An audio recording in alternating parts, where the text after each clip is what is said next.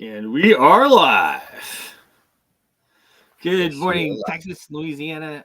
Joining us on TV on the Smart Money Culture TV network. Good morning, world, as we stream across the stratosphere. Hello, Sir David Porter. How are you? Hello, doing well. Everything is on the up and up, and we are loving life out here in Ireland. Very nice out there in Ireland. So, gold is up, Bitcoin is up, oil is up. Stocks can't decide. They're like tepid across the futures and as well the Asian markets. They are tepid. And then, of course, the CIA has been trending for days since this attack in Russia. Absolutely horrible attack that happened there. Really, really sad.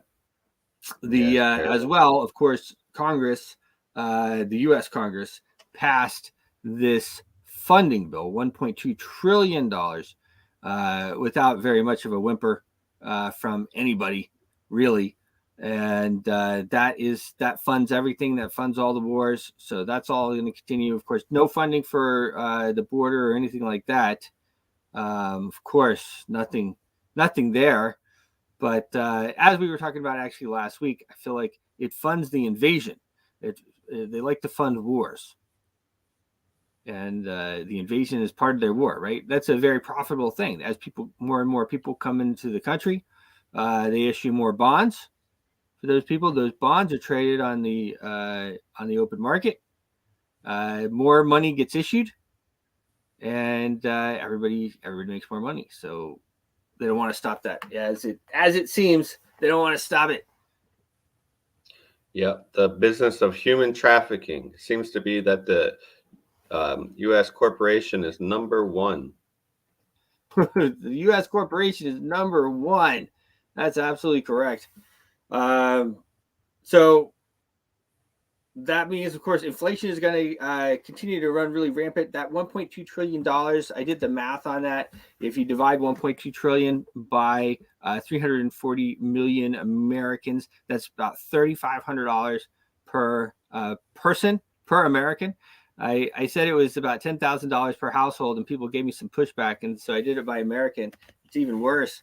So a house of four is sitting well over $10,000 if you do it like that. So that's you're going to feel that in inflation. Inflation's going to rise. I don't know. I actually went to Starbucks and got a cup of coffee and a latte for Bella, my daughter, over the weekend, and I couldn't believe it. It was like $10 for Mhm. a small latte and a large coffee. Yeah, a lot of multimillionaires avoid Starbucks. They won't even spend too much on I Starbucks. don't. I'm like, no, I refuse. Really, but my youngest daughter, we had a 6 a.m. Practice, and then she had another practice after that, and then something else after that. She's Dad, she's like texting me. I don't know if I can survive without a latte. I'm like, all right, fine. You know. So yeah, $10 for a latte and a cup of coffee from Starbucks, and that's crazy. That is a crazy number, guys. That is inflation, and it's going to get worse. Yeah, but you can't beat that Starbucks kick, man. Starbucks is some good coffee. I buy it and brew it at home. Yeah. Yeah, I do like the coffee. They put something. Let's be honest. There's something in there. There's something in the Starbucks coffee. Come on, guys. I mean, if you Maybe don't they, have it, if my wife doesn't have it, she gets a headache. yeah, maybe they For changed the me, I'm fine. molecule or something. They did something in it. It's like Coke with cocaine or something. It's not really that, but something like that. I feel like there's something that they do. What did you say? A molecule? It's a molecule. Yeah, they split the molecule. Now you have two caffeine molecules in one. Something. They got a free floating molecule in there or something. Um so yeah, that's why of course gold and Bitcoin and everything is up. Oil sticky over 80 as we've been forecasting here for quite a while that was going to move up. That of course is going to bring inflation up too. It's pretty hard though to get your head around what that inflation is going to look like. So that $10 for a latte, a small latte and a coffee is going to be $15 or $20. That's going to be. At what point do people start realizing that it might be Tea Party time? Yeah, right. Yeah, like at what point? We got the slow boil over here. We got the slow boil on the frog. The frog is slow boiling. It's been slow boiling for a long time, and nobody knows what to do. So gold, of course, is up as well. You can buy gold at cost at cost metals at costmetals.com. Use referral link clubs with an S, CLUBS. You can also go to at costmetals.club, and that should forward you there. But it's a little tricky sometimes. So you go to .com and you put in clubs for the referral link. Buy gold, silver, palladium, platinum at cost. And you should probably not be sitting on a whole bunch of dollars at this moment, because we're gonna feel this as it goes out. So $1.2 trillion, it funds everything that you don't want it to fund. It reads like a list of horrors. It's bad. And then right as they approve it, what happens? Of course, just like when they did the last funding bill or something, or then there was the attack, Persigon or whatever decided to do his rebellion over there in Russia.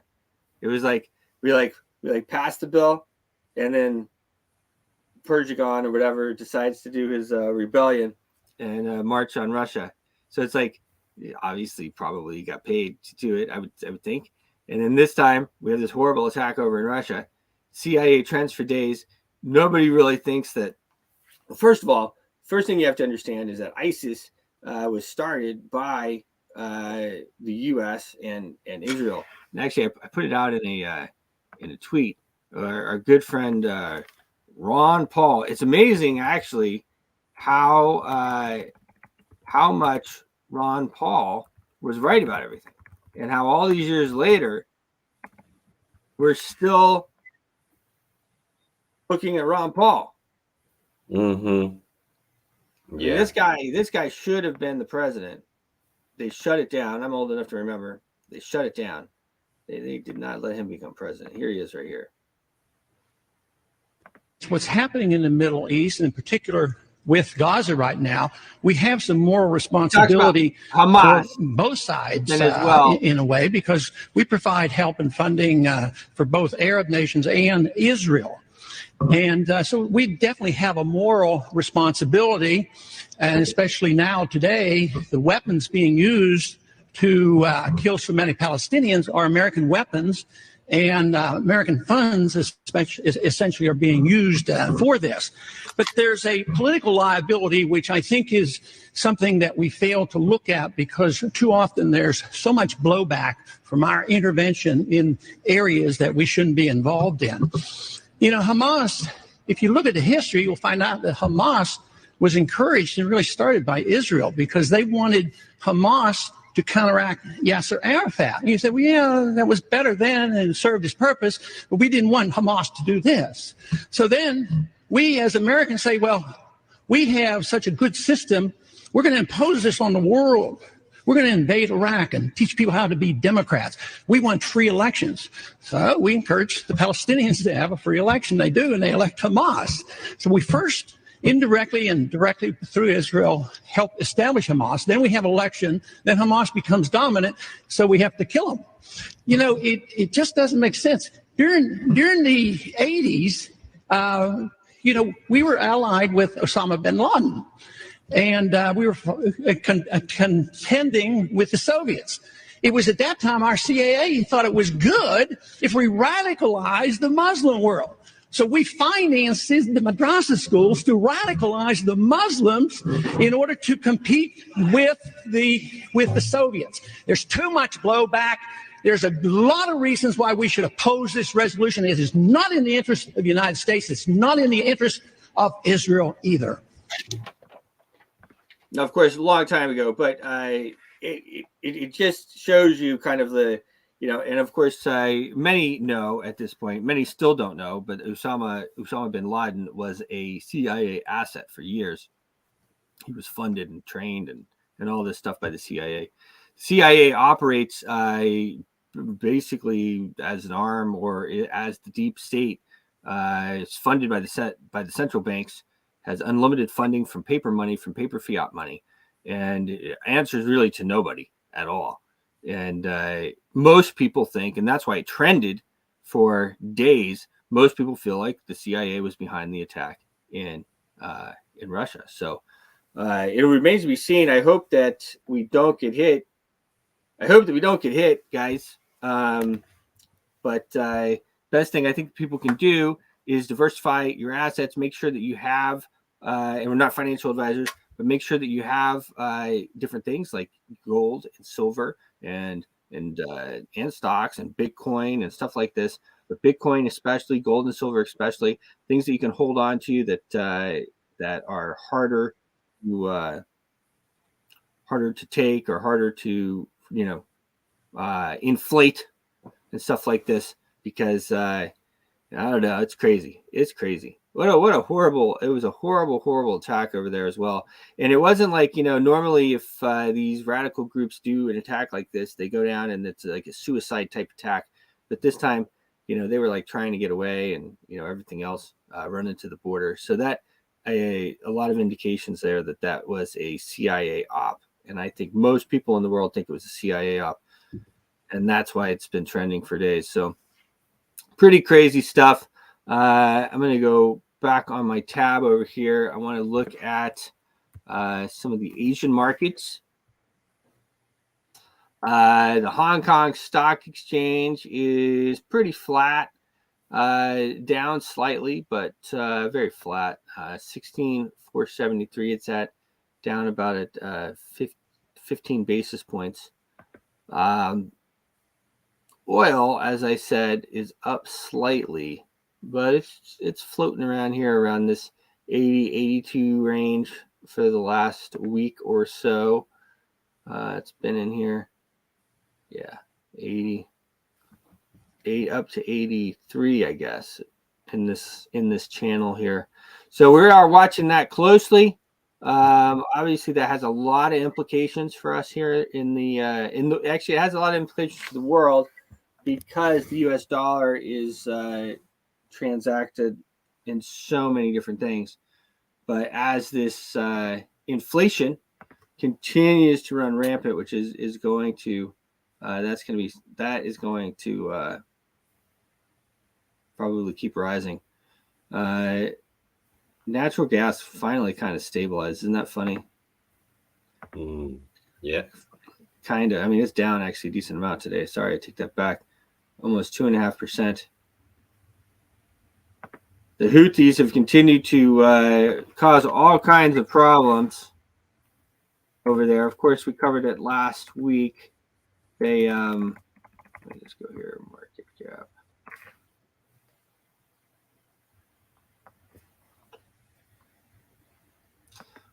Global Boost, of course, we have a lot of stuff coming out with Global Boost.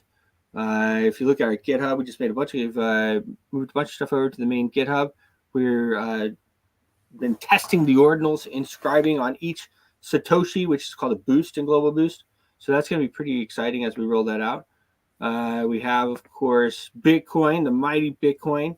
And I know Matt's going to talk about this. Matt's going to join us at the opposite side of the break here. But he's going to talk about some of the big ones here and how much they've gained and everything. So I don't want to take too much away from that, but up over 3%, almost 3.5% Bitcoin, 67,272, big move. Ethereum about the same, up on nearly 3%. BNB, I think, has not been liking Solana stealing some of the spotlight. And so they have been moving. Solana flipped BNB for a minute there, up over 5% on the week. Let's look on the week. Okay, 3.5% on the month, though. 54% on the month. Look at that. That is major. Of course, Solana flipped BNB there for a minute, and you can look right here how close they are. That's their market caps. 149 billion on BNB and 144 billion on Solana. So that's how close those two are. Solana, I clicked the wrong one here. XRP is flat today. And then I'll go back to Solana since I have XRP up here. But Solana is up nearly 10% today. Look at that. Wow. 190. That is jamming. That's jamming. So that's pretty interesting. Of course, the gold is up. It's holding these gains though. Gold is a slow mover, up about 0.5%. And if you look at the month, it's up 7.5% on the month. So that's a pretty big move. It was down here around this 2,000 range from about when we started doing the show in December until last week. It was around that 2,000 range, went up to like 220.70. I don't know if it ever really dipped below 1,000, but it was in that range, and then it just moved up to the range it's in now, and it has continued to stay there. I think probably, as the U.S. dollar continues to inflate, we expect that to move down. Remember, you can buy gold, silver, palladium, platinum at cost at costmetals.club. Use our referral code clubs there. So pretty interesting stuff. I think we're going to bring Matt on in just a second. And I'll after that, I want to talk a little bit more about the bill that Congress passed. It is an absolute abomination. And as I said, so if you have a family of 4, $3,500 per person, per American is what that costs. That's $14,000 per American.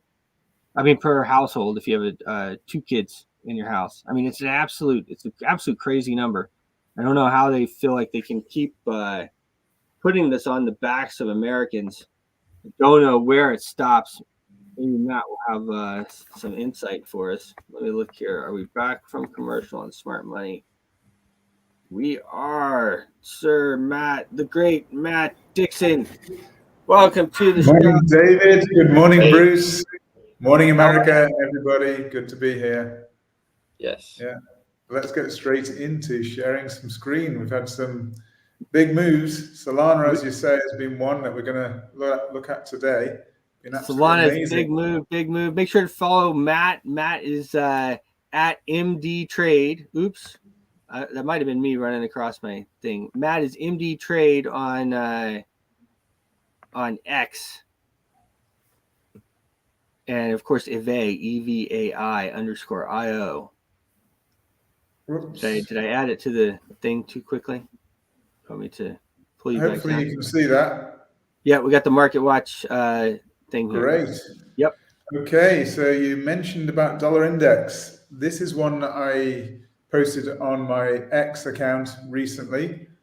Just looking at the long term, and it's just interesting that, right from the long term, we're looking back from 2022 here with the US dollar. We've been following even longer term than that. We've been following a parallel channel, but within the parallel channel, we actually have a trend line that we've been following from the top of the channel here, this red trend line downwards, touching the top of the dollar index there, touching here. And we just touched it a couple of days ago again. So this is solid overhead resistance. So it means there's strong potential for the dollar to move down from here. And I just looked ahead at what the GDP expectations are for the US, because I was wondering why Fed Chair Powell was talking about 3 interest rate cuts this year. He must know something that we perhaps don't know. He will have known what the GDP projection is. And this is obviously looking back. GDP is always looking backwards, of course. But the figures which are to be released Thursday are set to show a very substantial slowdown in GDP in America toward the end of last year. So we'll see if that follows through. But that actually fits in tune with my expectation that we're heading towards recession in the US.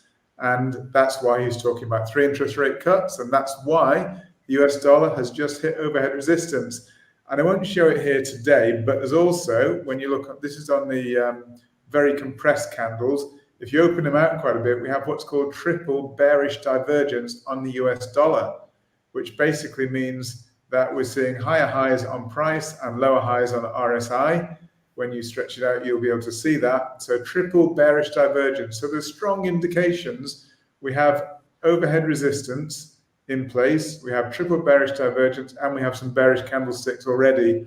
So potentially the US dollar is set to turn to the downside. This could usher in a further rally in assets, risk assets, Bitcoin, and so on. So we'll just look at the S&P 500, look at where that's likely to go. So from that, again, we've got another one of these overhead channels, and you just look at you just put a line from the peaks, as we've done here, here, and here. And you can see that that was the obvious potential turning point there, and it did turn on the dot. And then the price is very choppy. And when we see choppy movement, as we said in previous shows, this choppy overlapping movement is what's called corrective movement. It means that the overall trend is still towards the upside for the S&P 500. And so this choppy movement, downward movement, should give way to new upward movement to go to new highs above this. And I suspect we'll even break above this overhead channel resistance here to go for longer term parallel channel resistance higher up. And it also coincides with a Fibonacci level at about 5,350. So I think that will be strong resistance. Not saying it's definitely the end of the move, but I do think that we are headed for some upside movement in the S&P 500, and that would align with weaker dollar that we just looked at on the previous chart.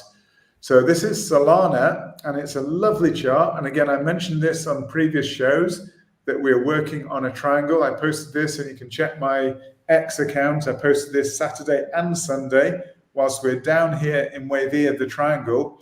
And I said that this being a triangle is what's called a pre-terminal move. In Elliott wave terms, they only occur in either a B wave or an X wave or a wave 4 position. So they're all corrections, always corrective with a triangle in those situations. So following a correction, you expect to move to the upside. But this, as I say, is called a pre-terminal move. Wave 4 is pre-terminal.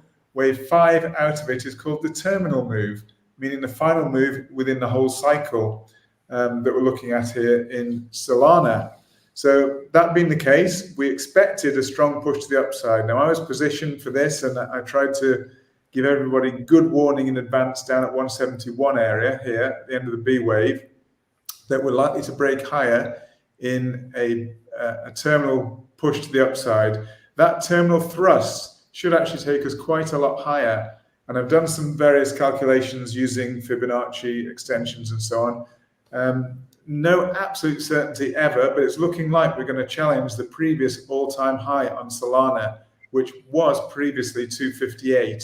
So I think we will eventually, well, say eventually, not too distant future, challenge that. Then we may get some kind of pullback at that point. I think that's reasonably likely. So what was interesting here, from the E wave, we saw this beginning of the terminal thrust to the upside. So what normally happens is you break through the overhead resistance, which was this diagonal line here. We broke through it. And then what you normally do is retest it before you then take off to the upside. And you can see that is precisely what happened, even with this shadow here. It just spiked below a retest and failed going down and started moving up sharply. So as Bruce just said, I think we're up about 10% today. It's been a fantastic trade. Triangles, for me, are the most predictive wave formation that you can have. So from a trading perspective, they are very close to certainty. There is never 100% certainty, but they are the closest thing, as far as I'm concerned, to certainty within trade formations, trade setups. So when you see a triangle setup like this, made up of an A, B, C, D, E, and they're all corrective waves within the triangle, then following it, you get the terminal thrust, and we should move to higher than here at least. So I would have a take profit above the previous high here, and I think actually we'll go much higher than that. So Solana has been an amazing opportunity, just one of the most certain opportunities that you can have. And I've been saying all along, since the very first show we had, that Solana is the one to watch. In fact, it goes up more than others and goes down less than others. And we're going to look at some comparisons shortly just to see that. So we'll look here, first of all. What I'm showing here is from the recent bear market low. This was the FTX crisis. and we saw the low in Bitcoin of about 15,500. So I'll flip through these fairly quickly, not knowing quite how much time we've got, but Bitcoin from the low point, the 15.5 low, to today's price. I did this only a few minutes ago, 67.2. It's probably gone up a touch since then. But anyway, that movement from the bear market low on Bitcoin, we've seen 332%. That's over about 16 months worth of price movement, 332%. So absolutely phenomenal move we've seen there to new all-time highs here. And I strongly suspect this candle here is actually basically some kind of hammer candlestick. We had what's called a doji here, just a bit undecided, followed by a hammer candlestick telling you there's going to be more upside to come. And I believe that's what we're going to see. We're going to see new all-time highs yet again on Bitcoin. But even to date, as I say, 332% from the bear market low. So I'm going to run through the top 10 tokens here just to see what they've done from the bear market low. And then we'll look at we can look at them in turn, we'll look at the overall average, look at what you could have done with the portfolio. Just it's really interesting, as I know Bruce and David are always talking about the opportunities within crypto. And we'll look at what a typical crypto portfolio could have done. We're not saying everything should go in crypto, but we will show you what the crypto aspect of your portfolio should have done at least, or could even done better than what we're about to show you. So here's Ethereum, again, from the bear market low here of 870 odd, somewhere around there. And we've seen the movement up, and then looking at the movement up to today's price here, the movement has been 295%. So a fraction below Bitcoin. If we get Ethereum approved as an ETF, I suspect Ethereum will rocket and actually overtake Bitcoin here. But that is a little bit in doubt at the moment, because Gary Gensler of the SEC is saying that Ethereum should be classed as a security. He's saying because it's a proof of stake and you have validators and the validators are rewarded, they're saying effectively it's a security where you gain return. And that's why he's saying it and many others are securities. So that, I think, is what's possibly been holding Ethereum back a little bit. But if it does get the go-ahead, then Ethereum should absolutely rocket. But even so, it's still done 295% in about 16 months. So a phenomenal investment. BNB is the next one, and we're looking at these in turn by market cap. So we'll go through the top 10 quite quickly by market cap. And I'll try and rush through them. So here we have BNB, as I say, this is the Binance coin, which is basically shown from the low, from the bear market low. It's actually risen 216%. So a little bit less than Bitcoin and a little bit less than Ethereum as well, but still very, very good. If you could have done 216% on your investment portfolio in 16 months, I'm sure you'd be very, very happy. So Solana, this is the real standout one of them all. I've left a few little chart indicators on here, but anyway, I've done the measurement correctly. So from the bear market low to the current price today, and in fact it's gone up more since this, that has done, so that was, it's about that level anyway. So that has done 2,510%. So 2,510, 25x from the bear market low. Absolutely amazing. So Solana has done almost 10 times what Bitcoin and Ethereum have done, almost, maybe not quite that much, but it's been the massive standout token of them all. And this is what I was saying, Solana moves more than the rest. And it's actually the one of the real bright coins that, looking to be the retail chain for the future. We had our friend Eric on the other day talking about the amazing updates coming on Solana. So I think the future is really bright there. So we just jumped over to XRP here. And again, XRP has been very much more choppy. And we can see, though, from the bear market low to the current price, we're actually up 119%. So you've still more than doubled your money in the last 16 months. So still an absolutely amazing opportunity and investment there. So Doge, I think this is one of Bruce's favorites. Of course. The dog. Course. So doggy coin. So from the bear market low around about that time. And I've taken the bear market low, wasn't quite the same for all tokens, but it's there or thereabouts. So taking a low price on each token round about that bear market low to the current price, and we're here up 248%. So really, really, really good performance there. Once again, 2.5x your investment. Very, very good return there on Doge. ADA, so Cardano, again, some phenomenal performance there, 194% from the bear market low to the current price, and still expecting higher to go. This looks corrected down, so still expecting higher to go on this and all of the other tokens. So Avalanche, an amazing one. Again, from the bear market low, this has been one of the bigger performers. Still only about 1/5 of what Solana has done, but still amazing performance, 500% from the bear market low to today's price. And once again, expected to continue higher. So Ton, this is actually that one that I think was spawned from Telegram, wasn't it? Not been around so long, so it's not got quite such a long price history. Still done 175%, but it's only in a very, very short period of time. So that has been an absolutely amazing performer. I'm just trying to look how long that's been. It's been very, very limited period of time that's been out, and it's done 157%. So again, one of the favorites, SHIB, has actually, yeah. But when SHIB moves, man, I'll tell you what, it's like boom. Look at those green. Absolutely. Just look at these green candles. As you say, when it moves with a passion, doesn't it? So it really does. Absolutely. So we've seen from the bear market low there or thereabouts, we've seen 438%. So all of the tokens, I think the worst we've seen is still well over 100%. So you've more than doubled your money on the worst token out of the top 10. The best token, you've done 25x plus on your money. So amazing.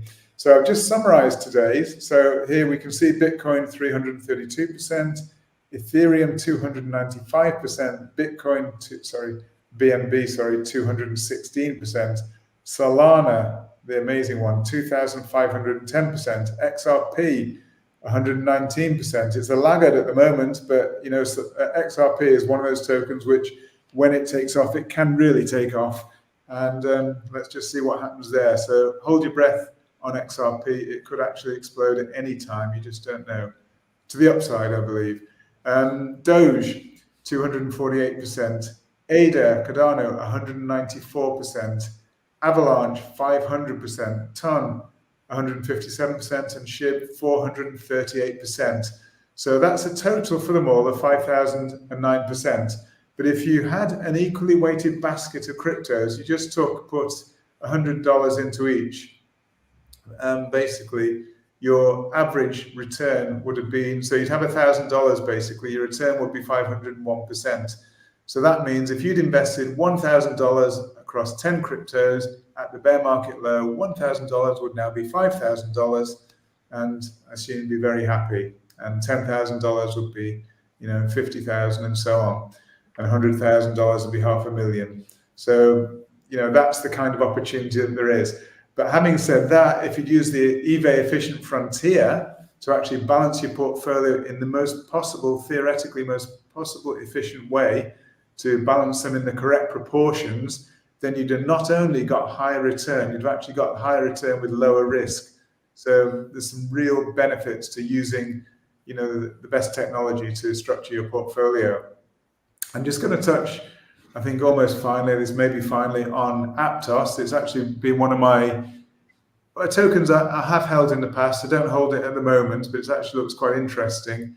I think from the all-time high, I think we had an A wave down. I think we're working on a B wave up, which itself is made of A, B, and C. So I still think it's got quite a lot higher to go, like the rest of cryptos. But then I think, if I'm right in saying this isn't a B wave, then we would have lower to go after that. So I do think that Aptos definitely has higher to go, but it's kind of maybe a barometer or a canary in the coal mine for the rest of crypto. I do think, like we showed with Solana, definitely there's higher to go, probably to challenge new all-time highs for Solana, and obviously much higher for Bitcoin and so on. But I think following that, we'll get at least a decent pullback, because that's what the market is telling us. That's what the charts are telling us.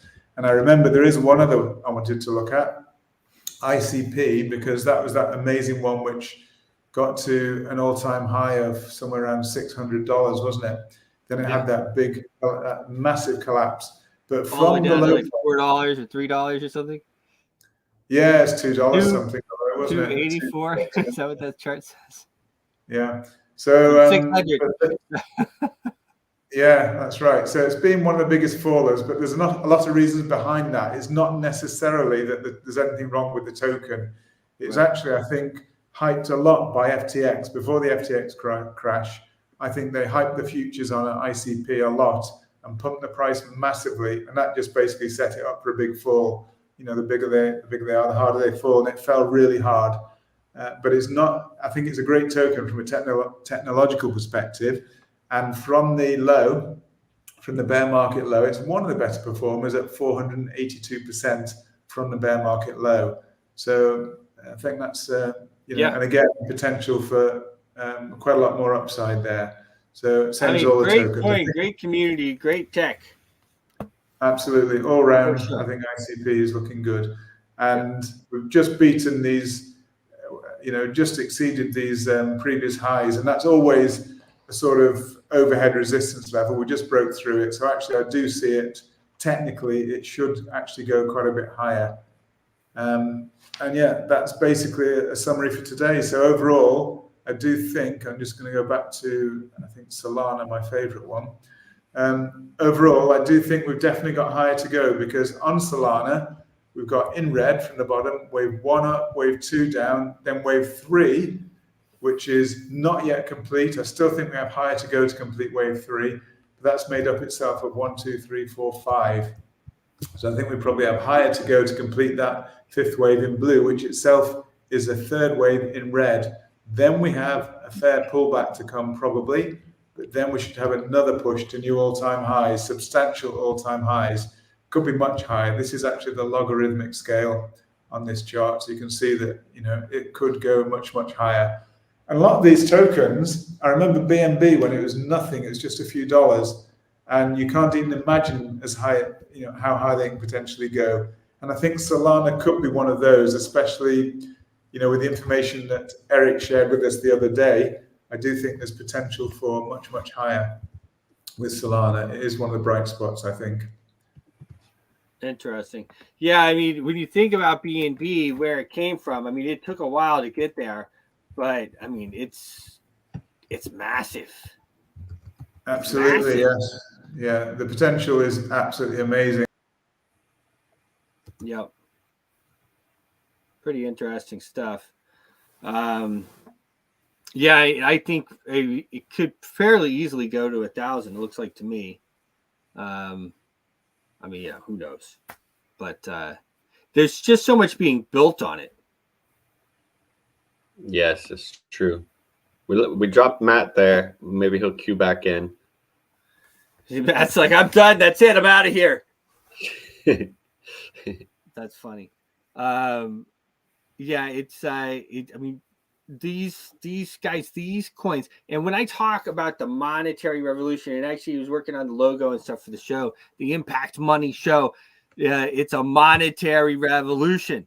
And it is a revolution, guys. And this fiat monetary system that they have us on, that we've just accepted, this paper money, is absolutely crazy. And that's probably why they keep kicking Matt off. I can't see you, Matt. Looks like Matt's having difficulties. We have shows that he's here, but it's just a white screen. Yeah. Well, if you can hear me, I'm all right. I just added you in. Yeah, we can hear you.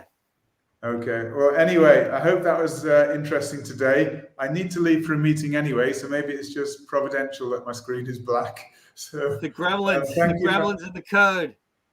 Thank you so much for having me. It's been a really interesting day. It's good for me to look at that, and just shows you the potential for crypto. So crypto should only be a small part of an overall portfolio, but if you can get 500% just by averaging out your tokens, then it's amazing.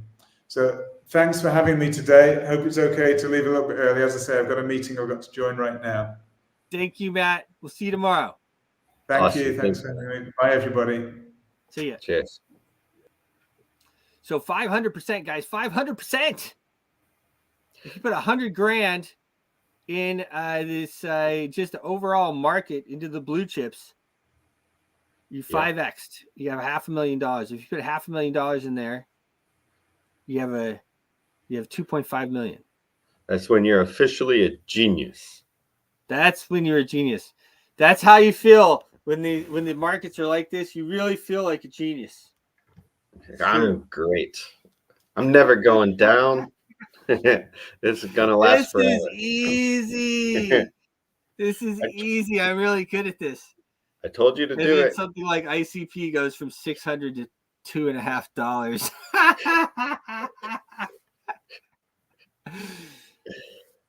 These are highly speculative markets, folks. Very highly speculative markets. But the truth is that, and we're always about the truth, that when you have the monetary revolution, when you have this printing going on, this out of control printing that we have, you really should diversify. We're not financial advisors, but you want to be able to not get screwed every single time. Every time that they put through one of these bills for $1.2 trillion, you want your portfolio, your net worth to go up, not down. Because if all you're doing is sitting in US dollars, it goes down.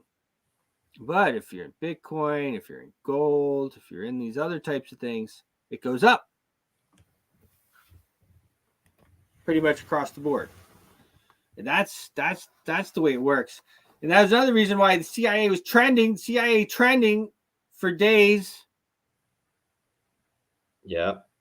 CIA is completely funded by the central banks. Central banks, very interesting situation. I know we're starting to get a lot more traction on LinkedIn as well, which is a lot of fun because I have a lot of my old government contracting buddies and stuff on LinkedIn. A lot of them don't say anything. They don't say anything. They just watch.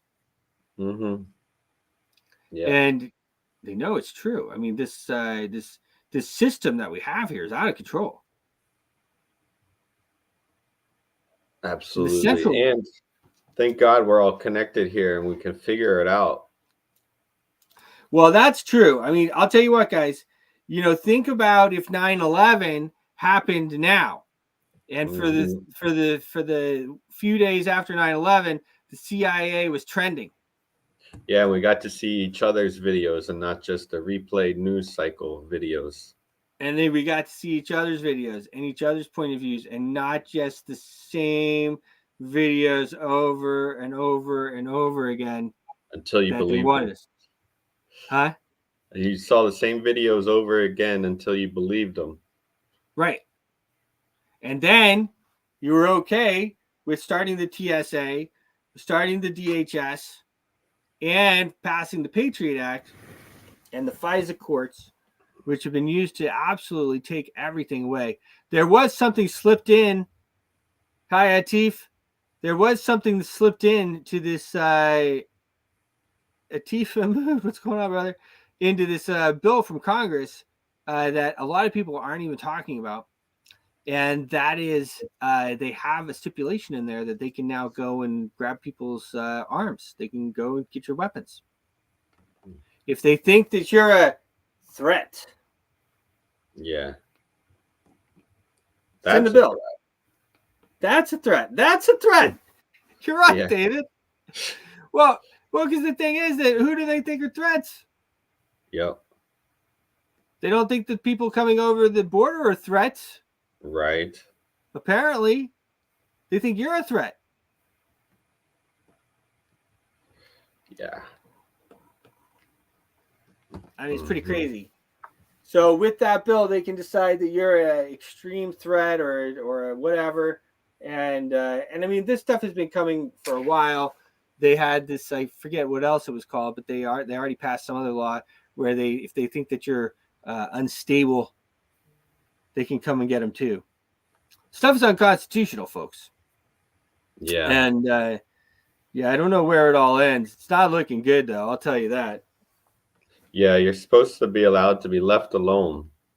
Well, not only that, but the reason why we have the right to bear arms is because of the government.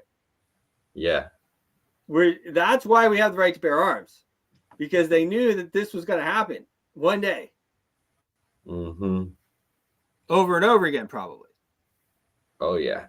It's been constantly attacked. Constantly. We don't have the right to bear arms to go hunt.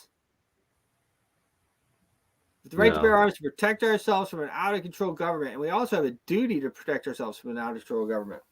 Now, I'm not saying we should go out there and start any mess or anything. I think I'm a very peaceful person. The monetary revolution is a peaceful revolution. We can take the power back from the central bankers. The central banking cartel has taken over our countries. You had all of these Republicans who voted for this bill because they're not scared of you. They're not scared of not being voted for. They kept the magic electronic voting machines. They kept the mail-in ballots. And so they're not worried at all. They're not worried. Why would they be worried? Yeah. They don't even need a debate. They don't even need a debate. You have a situation where you had a girlfriend that's a bartender a couple of years ago. She comes in, and now she's worth, $20 or $30 million.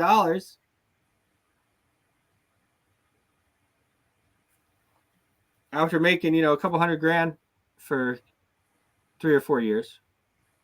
And everyone just kind of shrugs. Oh, how do you think she's worth $30 million, folks? $20 million, whatever it is.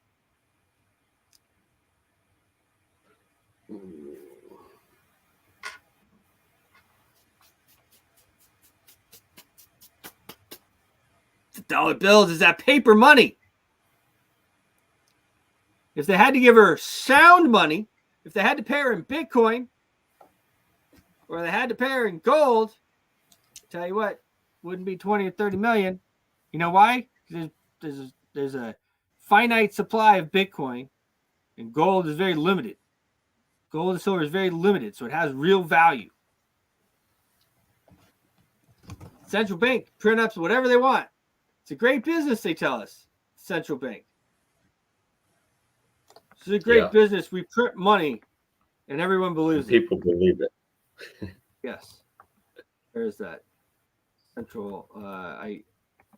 I must have made X mad at me too over the weekend because they're hiding some of my posts. It'll take a few days to fix that. It was probably my post about the CIA and ISIS,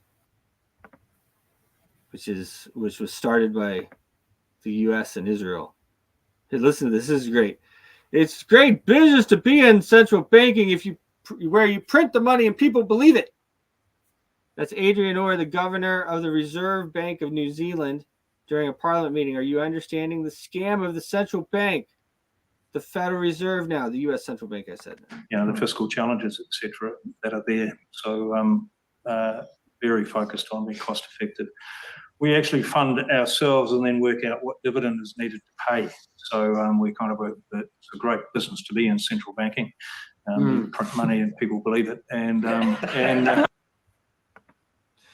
now, guys like David and I, we can really understand this probably more than most people because we're in crypto. And if you're in crypto, you understand it too. You print money and people believe it. Well, I mean, you do kind of the same thing in crypto, right? So we have an understanding more of maybe of how that works. Now, with a proof of work coin like Bitcoin or Litecoin or Global Boost, you have to mine them. Okay, so it's kind of like gold where you have to pay a certain amount of money to get those coins. So it's a little different. But a lot of these tokens, they just kind of mint them up out of thin air as well. But that is supported by the people. And usually there's a use or there's a finite amount or whatever. One of the reasons why Bitcoin has just skyrocketed up to where it is because they can't control it. So once the central bank figured out that they couldn't control it, they figured out that the only way they could control it was to make sure that you didn't have it. Mm-hmm. And if you don't have it, if all you're able to own is the paper ETF Bitcoin, Yep. then you can't do much. And if they want to take it away, they take And it they're starting like that. starting to make these moves. Of course, you saw it a lot in China and India that they've tried to outlaw it and make it where you can't have it. And now in Europe, they're proposing that you can't have your non-custodial wallets. You can't have possession of it. You can only say you have it on their documents where they're holding it, and you get the note, the debt note. And a custodial type of situation where you don't have control, you can't do it. Now, didn't that pass $3,000 or something like that? You can only send 3,000. I'm not. Possibly. Sure. I mean, I think they passed it. So you're not in Europe now, in the Eurozone. You're not supposed to send. I think it passed over $3,000 worth of crypto. I mean, why not? You can't even buy a Gucci purse for $3,000.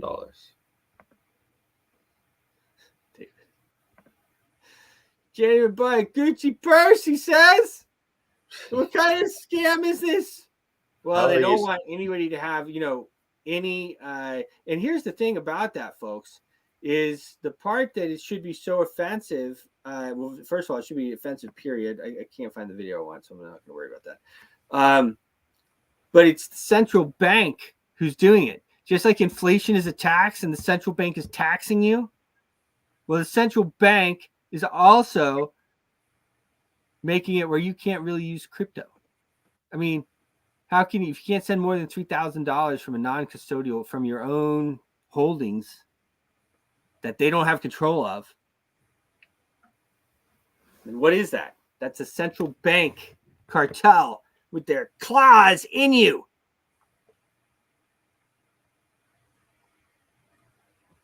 It's actually, we were on our brother chat, and I said, in the end, we might need all these migrants to help us. It might blow up in the central banking cartels and the New World Order's face. We might band up with the migrants, overthrow the central banking cartel together. Mm-hmm. Yeah, as more and more people understand what's going on, they definitely are tending to join the lighter side here. There's the light side, and there's the not light side. May the force be with you. Interesting. Another interesting thing. I'll tell you what's going on right now in the metaverse space, in the advertising inside the different metaverses. And when I say metaverse, pretty interesting because Roblox is like taking off. The advertising inside Roblox and the amount of people in Roblox. I mean, like I was talking, like my daughter, she wants to put that. She asked me at least maybe once a week. She wants to get Roblox. Dad, let me get Roblox. And we were going around the world. We're building metaverses inside of metaverses, and we're doing this, we're doing that, we're pushing these metaverses, and there's hardly anybody in these metaverses. And then you have Roblox. Hundreds of millions of users every day. And they're building and building and building and all this stuff. And it's funny because that turned into the space. And it'll evolve and there'll be other parts of it. But Roblox is really taken off. I have my hands on a few things in there that we're gonna come up with. But you have a massive amount of people in there, and that's basically that's where people are experiencing the types of things in the so-called metaverse the most. Roblox, and of course Fortnite and these other ones, but Roblox is the big one, man. The kids love it. The kids love the Roblox. Mm-hmm. Yeah, fun game. It's a fun game. At least not running around killing each other and stuff like we do in the real world. Oh, okay. I said at least not. Yeah. Well, there's all kinds of different versions of the game. Oh, really? We'll see. I don't know. So maybe they are. Anyway, All right. Well, another great show, David. We're going to be this week's going to be pretty interesting. Of course, I'll be on two sides. I will actually be joining David over in Europe in a few days. We won't be together at that moment, but we'll both be on European time. It's no more of this 5 a.m. stuff. Texas time for me. I'm going to be nice and easy at 10 a.m. Right. Yeah. There you go. Looking forward to it. Thanks, David. And we will see you guys in 5 hours right there on your Smart Money Culture TV network, streaming live. That's right. Stay tuned to. Your voice is powerful. When combined with social engagement, it's a force for change. Decentralized media paired with free speech is the catalyst for an empowered world and a unified, invaluable ecosystem. Join Global Boost, become a champion of free speech, and help to reshape the future of media.